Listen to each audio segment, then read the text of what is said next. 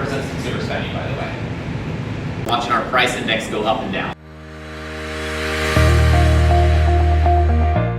Hi, my name is Mark Mitchell. I am the economics, world history, and geography teacher here at Raffles. I also teach the business class.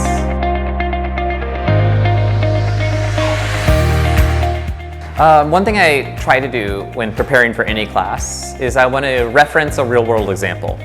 This helps the students connect to what they're learning.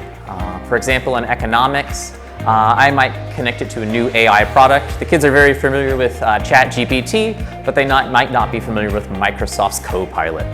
And then we can work that into the economics lesson. How will that affect like long-term productivity, efficiency in an economy?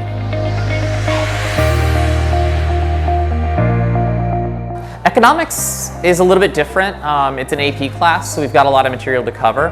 That's a bit more lecture-based, but in like my history classes, geography or business, I try to make sure it's more semi-structured so kids will research things on their own and then apply what they learn to the lesson.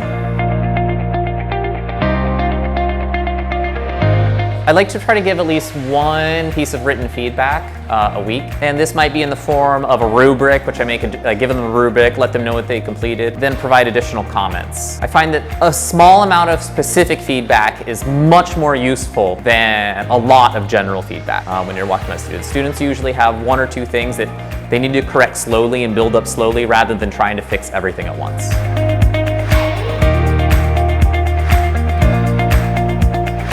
I'm always worried about students going to university, and I know that building up the research skills to independently study is something that they have to worry about. There's a temptation to use lots of shortcuts today like AI, and so I want to make sure that they have the skills to read the materials assigned to them, to do the lab reports assigned to them when they get to university, and they don't get tempted to take too many shortcuts because they don't know how to do it the correct way.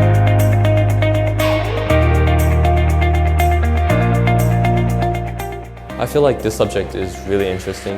It really helps me understand the world in a new perspective. In a lot of ways, how the economy works and seeing it actually play out in real life. Like let's say I go into 7-Eleven and I see some prices went up, and I know that's an effect of inflation.